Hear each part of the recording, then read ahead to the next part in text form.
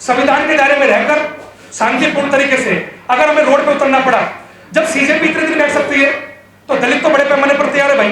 किसान पहले बैठ चुका है, दलितों की बारी, दलित तैयार है, लेकिन किसी प्रकार से हम 1 इंच भी अपने मांग के, अपने अधिकारों के प्रति पीछे हटने वाले नहीं है।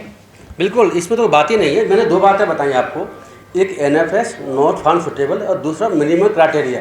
NFS का जो कंसेप्ट है उसमें कोई जो वहाँ पर जो बैठते हैं इंटरव्यू के बेसिस पर तय करते हैं, उनको क्राइटेरिया तो है नहीं कि ये नॉट फाउंड सुटेबल है, ये नॉट सुटेबल नहीं है। अब वहाँ कोई उनका कोई ऑब्जेक्टिव ऐसा कोई क्राइटेरिया नहीं है, लेकिन जहाँ पर ये होता है कि 45% SC के लिए चाहिए, 50% OBC के चाहिए, 55% चाहिए जनरल के, ऐसा कई जगह होता है। वहाँ पर भी जो है वो ये इवॉल्व भी इसीलिए किया गया है जिसकी वजह से कि SC ST के OBC के लोग इसकी वजह से आना पाएँ। तो इनडायरेक्ट रूप से आरक्षण खत्म करने का ही NFS तरीका है इनका, और दूसरी तरीका है मिनिमम मार्क्स का कंसेप्ट लगा देना। आप, मैं IAS IPS की बात नहीं कर रहा, मैं बता रहा हूँ कि सब इंस्पेक्टर बहुत सारी वैकेंसी देखी हुई है जिसमें कि वो मिनिमम क्राइटेरिया कर देते हैं और जिसकी वजह से कोई सिलेक्ट नहीं होता। मैं अपने एक एग्जाम्पल देना चाहूँगा कि मैं दिल्ली में 2003 में जज बना। 2002 में जो वैकेंसी निकलती है दिल्ली में 65 वैकेंसी, हमारे बैच की जज 65 वैकेंसी निकली थी। 65 में से जो है 25 वैकेंसी जो है रिजर्व थी, यानी कि 15% अदरवाइज दिल्ली में कोई केंद्र शासित प्रदेश है, 15% SC को मिलता है रिजर्वेशन और ST को मिलता है 7.5%, आप जो जानते हैं। और OBC को रिजर्वेशन नहीं मिलता है नौकरियों में, यहाँ पर जुडिशरी में अभी भी नहीं मिलता, आज भी नहीं मिलता। तो 15% हम जो है 65 में से 15% 15 नहीं हो सकते, हम कम हो सकते हैं वो, क्योंकि पहले से बैकलॉग चला रहा है। इसी ST की वैकेंसी जो है जो 65 में 7.5% बहुत कम बैठेंगे, लेकिन 10 वैकेंसी थी। क्यों थी? क्योंकि पहले लंबे समय से दिल्ली जुडिशरी में उनकी भर्ती कर नहीं रहे थे, क्योंकि दिल्ली में, मैं इस वक्त एग्जैक्ट बोल रहा हूँ सर, 45% जो है SC के लिए है और ST के लिए, और 50% मिनिमम जो है जनरल के लिए, या जनरल के लिए 45 है, SC ST के लिए 40, ऐसा कुछ करके क्राइटेरिया है जो अभी तक चल रहा है। और अभी भी आज भी उस पर क्या हुआ कि 25% जो हमारी इस दिल्ली में पहली बार दिल्ली जुडिशरी के इतिहास में, जब से जो है पंजाब से कट के दिल्ली जो है अलग से राज्य बना और दिल्ली हाईकोर्ट की स्थापना होती है। पहले दिल्ली जो हाईकोर्ट नहीं था, पंजाब हाईकोर्ट से दिल्ली हुआ करता था। तो उसके जब दिल्ली हाईकोर्ट बनता है 1961 के आसपास की मेरे ख्याल से बात है शायद, तो उसके बाद में हाईकोर्ट बनता है, दिल्ली जुडिशल सर्विस की पिक्चर में आती है, नहीं पहले पंजाब जुडिशल सर्विस हुआ करती थी। तो उसके बाद में अब तक जो है कभी भी SC और ST का आरक्षण पूरा ही नहीं हुआ हमारे बेंच को छोड़ करके। हमारा बेंच जो आया उस वक्त जो चीफ जस्टिस थे, मैं उनका नाम बोल रहा हूँ, वो बाद में सुप्रीम कोर्ट के जज बने। इन्होंने जो है इस वजह से कि कैंडिडेट सेलेक्ट नहीं हो पा रहे हैं, क्राइटेरिया चेंज किया, जिसकी वजह 65 सेलेक्ट हुए। उसके बाद क्राइटेरिया और सिस्टम फिर चेंज कर दिया वो चीफ जस्टिस के बाद में। और फिर हर साल, अभी भी इस साल भी अगर आप देखेंगे उसमें भी बैकलॉग की वैकेंसियाँ रहती हैं, वो कैरी फॉरवर्ड आके चलती रहती हैं। तो ये स्थिति पूरे देश में, उत्तर प्रदेश में आपको बता रहा हूँ, उत्तर प्रदेश में हर जुडिशल सर्वोच्च न्यायिक सेवा में 40, 50, 60 वैकेंसी निकलती है, 2-3 के अलावा भर ही नहीं पाते ये, क्योंकि वहाँ भी ऐसे कर रखा हाई कोर्ट ने। तो बड़ी स्थिति खराब है। तो NFS के माध्यम से या मिनिमम क्राइटेरिया लगा करके आरक्षण को इंडायरेक्ट रूप से खत्म, ये वैसे कर नहीं सकती हैं, तो इंडायरेक्ट रूप से खत्म करने की इनकी साजिश है। नहीं, रिजर्वेशन दिल्ली में तो 15% है और 7.5% SC और ST को मिल है, अभी भी प्रोविजन यही है। वैकेंसी उसी आधार पर निकलती भी हैं, बैकलॉग होता है तो उसमें ऐड होकर के आगे आती है, तो कैरी फॉरवर्ड सिस्टम होता है। संविधान संशोधन बहुत पहले हो चुका है। अब जो वैकेंसी खाली रह जाती है वो आगे कैरी फॉरवर्ड होती चलती हैं, वो कन्वर्ट नहीं हो सकती जनरल कैटेगरी में। देखो, हमें ये समझना होगा, देखो सवाल ये नहीं कि परिवार में से कितने लोगों को रिजर्वेशन मिलना चाहिए, सवाल है ही नहीं। सवाल ये कि जो अनडिसेबिलिटी और कास्ट चल रहा है वो मेन क्राइटेरिया है, उसको हमें भूलना नहीं चाहिए। आप अगर इसे इकोनॉमिक आधार पर लेकर चलेंगे तो 10% में जाइए ना, 10% की बात करिए। हमारे साथ टोटल अनकॉन्स्टिट्यूशनल जो है 10% का सिस्टम था।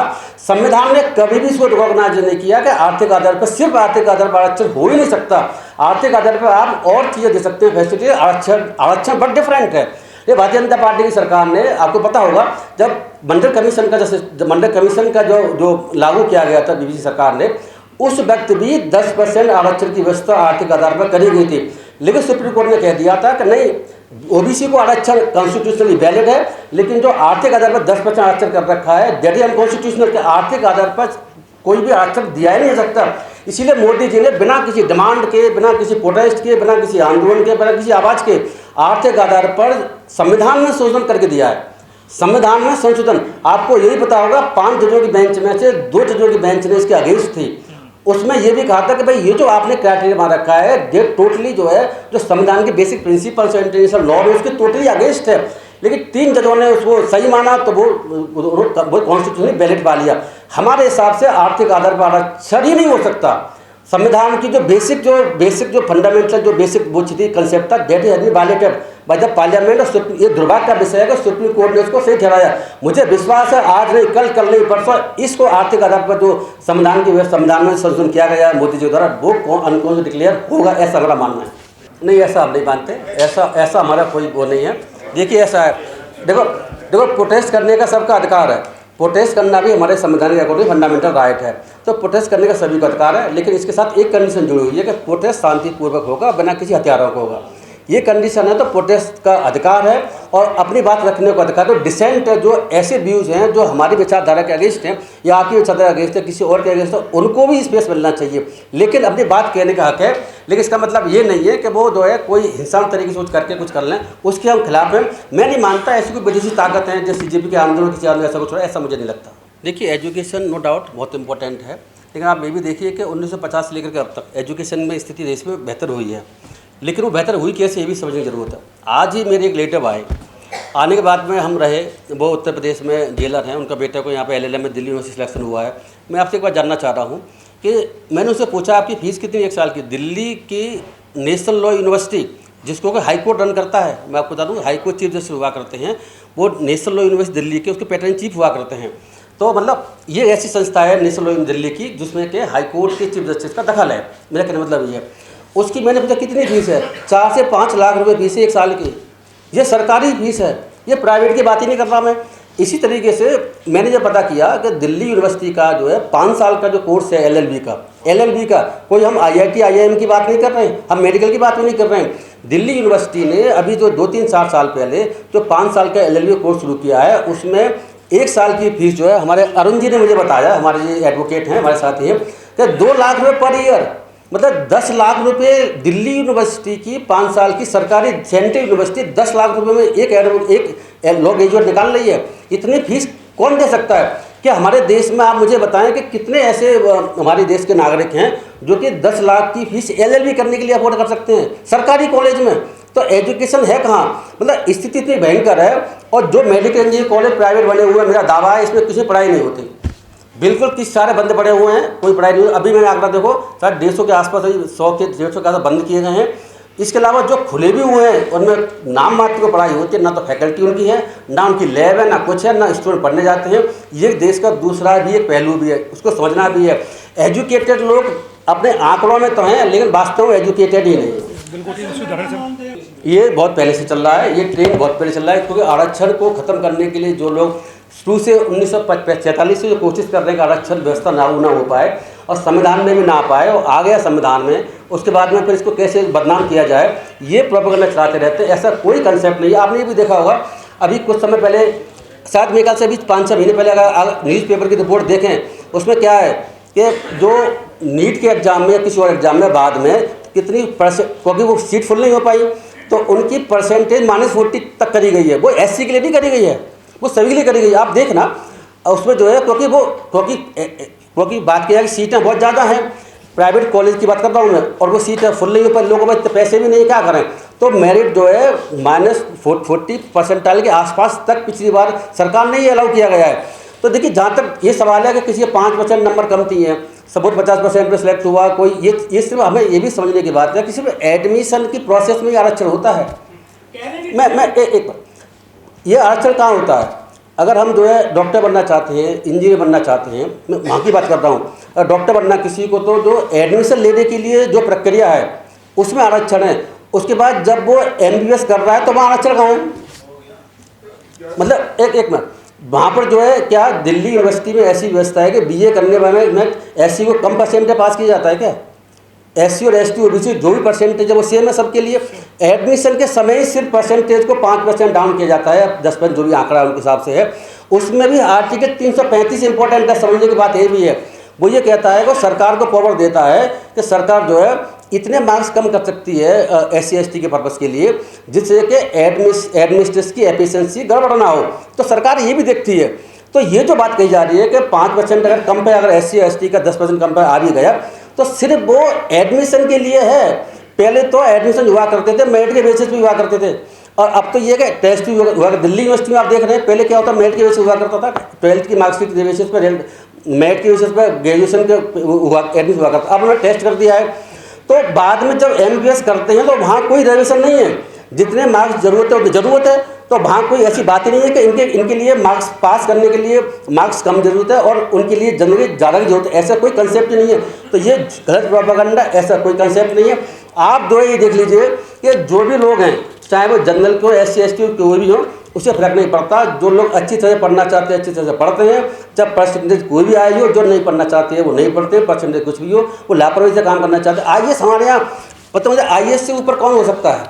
मुझे मैं एक बात पूछना चाहता हूँ कि IAS जो है, जो टॉपर हैं, इस देश को चला रहे हैं। भाई अगर हम देखें कि पॉलिटिकल जो है वो तो 5 साल के लिए आते हैं, पता नहीं अगले साल कौन आएगा। IAS तो शुरू से अगर 30-35 साल नौकरी करते रहते हैं। उसमें जनरल कैटेगरी से ही सेक्रेटरी लेवल बने हुए हैं, जनरल लेवल से सेक्रेटरी लेवल बने हुए हैं, और तो वो ही डिसीजन ले रहे हैं। तो पॉलिसी इतनी गलत क्यों बन रही है? मतलब पॉलिसी मेकर जो है नीचे DM पॉलिसी नहीं बनाता, SDM पॉलिसी नहीं बनाता, पॉलिसी बनाता सेक्रेटरी और गवर्नमेंट पॉलिसी बनाती है, सिंपल सी मतलब है। तो पॉलिसी मेकिंग का काम जो है जिन लोगों के पास में, वहाँ तो SC ST लोग है ही नहीं। आप एक भी सेक्रेटरी देश में अगर देखेंगे तो मेरे ख्याल से शायद एक भी सेक्रेटरी नहीं होगा। अब से नहीं, आप 50 से देख लें, अगर 10 साल के पीरियड में अगर देखें, आज भी आप देख लीजिए, मेरे ख्याल से 1 या 2 सेक्रेटरी, एक तो सेक्रेटरी भी पूरे किसी भी डिपार्टमेंट में, भारत सरकार के केंद्रीय डिपार्टमेंट की बात नहीं कर, राज्यों के जहाँ सरकार हैं वहाँ भी सिमिलर पोजीशन है। तो पॉलिसी मेकिंग का काम जहाँ भी चल रहा है वो सिर्फ जनरल वाले चला रहे हैं। उसके बावजूद भी जो मेडिकल में एजुकेशन जो प्रॉब्लम आ रही है वो भी देखने वाली है। ऐसा कोई कंसेप्ट नहीं है कि जनरल वाले बहुत काबिल से काम करते हैं, SC ST वाले नंबर कम काबिल का, ऐसा कोई कंसेप्ट नहीं है। जो टोटल मिसकंसेप्शन है, वो कहीं ना कहीं एक तरीके से रोक दिया गया, OBC तक नहीं पहुंच पाया। आज बड़े पैमाने पर OBC जागरूक है, आज बड़े पैमाने पर OBC आंदोलन की तरफ मुड़ रहा है। आज जितने भी आंदोलन आप देखिए कि बिना OBC के पार्टिसिपेट के नहीं हो पा रहे। तो ऐसा नहीं है कि जब तक हम लोग उस चीज को, आधार को समझेंगे नहीं, जब समझते गए, आगे आते गए। पहले दलित थे, बड़े पैमाने पर बाबा साहब डॉक्टर अम्बेडकर दलित थे, तो दलितों का जुड़ाव ज्यादा रहा, तो ज्यादा आंदोलन में, मूवमेंट में रहे। आज OBC को समझ में आया तो OBC मूवमेंट में। ऐसा नहीं है, इस देश का तमाम वो वर्ग जो बाबा साहब डॉक्टर अम्बेडकर के मूवमेंट को या इस देश के मानवतावादी संदेश को समझ रहा है, वो मूवमेंट में आ रहा है। अभी CJP के आंदोलन में कौन थे? तो तमाम लोग थे। तो जो लोग समझ रहे हैं किसकी जरूरत है, वो लोग रोड पे आते हैं। देखिए, उसके लिए मैं समझता हूं कि अभी विस्तार से उस बारे में बताया गया कि आरक्षण जो पॉलिटिकल है वो 10 साल के लिए था, लेकिन जो लगातार दुष्प्रचार कर रहे हैं उनका एक मैसेज है। इसी बारे में हमने चर्चा की, उसी बारे में भाई साहब का सवाल था कि जो 10 साल के कॉन्सेप्ट को बार बार रिमाइंड करा रहे हैं, वो इस देश के अंदर ऐसी ताकतों को, ऐसे जो लोग जो आरक्षण के खिलाफ है, संविधान के खिलाफ है, SC ST के खिलाफ है, उन लोगों की भूमिका को मैं समझता हूं कि बड़े पैमाने पर बनाना चाहते हैं कि इस देश के अंदर वो लोग खड़े हो जाएं और एक बड़ी मूवमेंट को हम लोग लड़ पाए, इसलिए वो कम कर रहे हैं। एक बार OBC के बारे में एक बात रखनी है। मैंने अभी आपको प्रोफेसर के आंकड़े दिए थे, बड़ा इंपॉर्टेंट समझिए, दोबारा मैं रिपीट करूंगा। OBC कॉन्टेस्ट में कि प्रोफेसर में 1341 टोटल प्रोफेसर हैं सेंट्रल यूनिवर्सिटी, 15 यूनिवर्सिटीज़ में, जिसमें जनरल 1146 हैं, SC के 96 हैं, और OBC कितने हैं? SC से कम थी 60। ऐसा क्यों?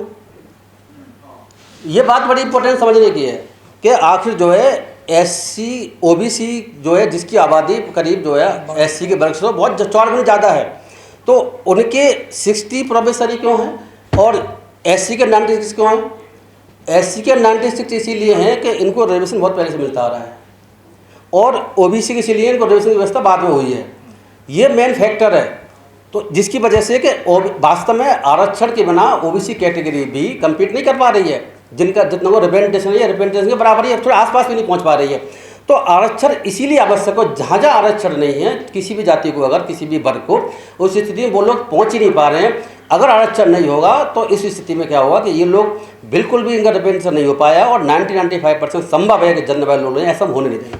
मैं आपको बताना चाहता हूँ कि जो इंडियन दलित फोरम है, ये आरक्षण बचाओ जो आंदोलन आज आप देख रहे हैं, शुरुआत कर रहे हैं इसकी, तो आपको ये लग रहा है कि इस पे काम, इससे पहले भी लगातार तमाम वो वर्ग जो शोषित है, पीड़ित है, वंचित है, उसका मैं एग्जांपल देकर आपको बताता हूं। आप लोगों ने देखा होगा हिसार के अंदर एक लड़का मार दिया गया जो दलित कम्युनिटी का था, पुलिस के द्वारा छत से फेंका गया। उसका case Indian Dalit forum free of cost Chandigarh high court के अंदर लड़ रही है। ऐसे गुजरात के अंदर जब एक टीचर को, दलित कम्युनिटी का टीचर, जो भाई कह रहे थे अभी कि आरक्षण को लेकर, गुजरात के अंदर एक टीचर को लिखित में ये ऑर्डर दिए गए उसके बड़े प्रिंसिपल के द्वारा कि आप दलित कम्युनिटी से आते हैं, आप इस मटके से पानी नहीं पी सकते, आप इस मटके से पानी नहीं पिएंगे। लिखित में ऑर्डर चल रहे हैं। वो जब मामला डिस्ट्रिक्ट कोर्ट गया, हाई कोर्ट गया, वो व्यक्ति, उसको सुना ही नहीं गया। जब ये मामला हमने अखबार में पढ़ा और अखबार में पढ़ने के बाद हमने उस व्यक्ति को ढूंढा और ढूंढने के बाद आज सुप्रीम कोर्ट के अंदर उसका case Indian Dalit forum free of cost लड़ रही है। तो ऐसा नहीं है, इंडियन दलित फोरम तमाम लोगों की मूवमेंट को फ्री ऑफ कॉस्ट लड़ रही है। नहीं, मैं आपको बताता हूँ, सिलेक्टेड केस नहीं, दिल्ली देश की राजधानी से लेकर या दिल्ली के जितने भी नियर बाय, चाहे यूपी, हरियाणा, मध्य प्रदेश, राजस्थान, कहीं पे भी हो, जैसे ही मामले में पता लगता है। अभी हाईएट केस नहीं था, आगरा बारात रोक दी गई, हम लोग आगरा पहुंचे। एटा के अंदर बारात रोक दी गई, हम लोग वहां पहुंचे। ऐसे जितने भी मुद्दे दलितों पर चल रहे हैं, उसके ऊपर अपनी आवाज उठाने की कोशिश कर रहे हैं। देखिए, हाँ, मैं बताता हूँ। ये देखो, ऐसा कुछ भी नहीं है। ये भी गलत मिसकंसेप्शन है हमारे हिसाब से कि एक वर्ग पिछड़ गया, एक वर्ग आगे बढ़ गया। हमें ये भी समझने की आवश्यकता है कि किसी वर्ग की, जाति की कितनी आबादी कितनी है और बहुत सी चीज़ें एजुकेशन लेवल पर कोई आदमी कहाँ बढ़ रहा है। तो ये जो हम इस बात से बिल्कुल सहमत नहीं है कि दलितों में जो है आपस में कोई बंटवारा है, ये एक दूसरे का खा गया। इस बात को जनरल में भी कहा जा सकता है। आप मुझे बताएं कि जनरल में आप रेशो रख दिए एक तरफ, जनरल में भी जो है कि एक पर्टिकुलर कम्युनिटी की हर जगह क्यों है, बाई कम्युनिटी के पीछे क्यों है? मैं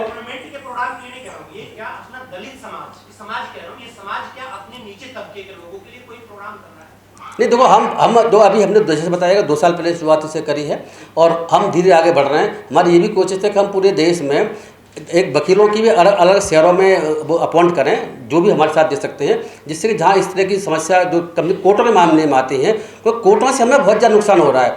होता क्या है, तो मैं एक बात बता दूँ, तो मैं समझ पाया हूँ अपने लीगली माइंड से कि कोई इंसिडेंट होती है, जैसे आपने कहा होगा हाथरस में इंसिडेंट, एक लड़की का रेप हुआ, तो यहाँ राहुल गांधी जी दुनिया में कौन कौन पहुँचे। ऐसी अलग जगह पर लोग पहुँचते हैं, लेकिन वो कब पहुँचते हैं? वो जब इंसिडेंट हुआ, इंसिडेंट होने के बाद में FIR करा दी, अरेस्ट करा दिए, काम हो गया, खत्म हो गया। उसके बाद फिर क्या होता है? फिर ये कोई नहीं पहुँचता, इन्हें पता भी नहीं चल क्या रहा है। फिर क्या होता है कि वहाँ इन्वेस्टिगेशन प्रॉपर नहीं होती, पुलिस वाले उल्टे धमकाते हैं, दूसरे टाइप के लोग उन्हें धमकाते हैं, गवाही दे नहीं पाते, गलत इन्वेस्टिगेशन होती है, चार्जशीट गलत फाइल होती है, सरकारी वकील धमकाता है, गवाही को तोड़ा जाता है, वो बरी हो जाते हैं। क्या करना है, ड्रामा क्या? अगर हमने जो है ये ड्रामा करके पूरा करा करके वो अपना वहाँ FIR करवा भी ली, पूरे देश में हमने पॉलिटिकल माइलेज ले ली, वो अलग आप लेते रही, वाला अलग इशू है।